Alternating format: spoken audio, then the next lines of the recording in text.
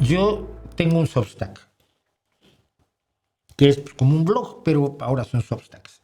Y yo ando con los tiempos y me muevo entre los tiempos. De hecho, probablemente empiece a publicar todo lo que hago en Substack también en Medium. Pero tengo un Substack que se llama elnocturno.substack.com y no lo promuevo. Y no lo difundo. ¿Y por qué no lo difundo y por qué no lo promuevo? Básicamente porque no sé hacerlo. Esa es la realidad. Soy el peor promotor de mi propio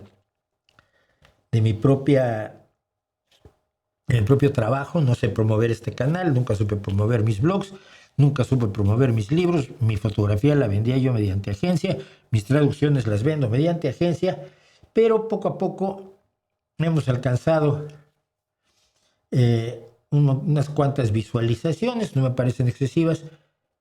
Y otra cosa, por ejemplo, en TikTok tampoco me sé mover, pero ahí afortunadamente tengo a Víctor, que ha sido el voluntario que nos ha empujado en TikTok, y le tengo que dar las claves para poder entrar en Facebook. Y bueno, quiere armar cosas y yo encantado de la vida. Pero entonces el chiste es: tengo un Substack. Y en ese Substack escribo cosas que me parecen importantes, ¿no? Entonces, varias de las cosas del Substack las estoy empezando a lanzar por aquí, a leer aquí, a comentarlas aquí. De hecho, ahora traigo el teleprompter para no estar leyendo aquí del lado, que se ve más feo. Entonces, las cosas concretamente del Substack, porque estoy leyendo cosas que prácticamente ya se escribieron, pues vamos a hacer 2 o 3 cositas hoy del Substack que me parecen relevantes, importantes, y los invito a que visiten el Substack y a que me recuerden, a que también recomienden. Perdón, tengo un poco de sangre aquí, no sé qué hice, alguna de las barbaridades que hago yo luego. Me sangré un dedo.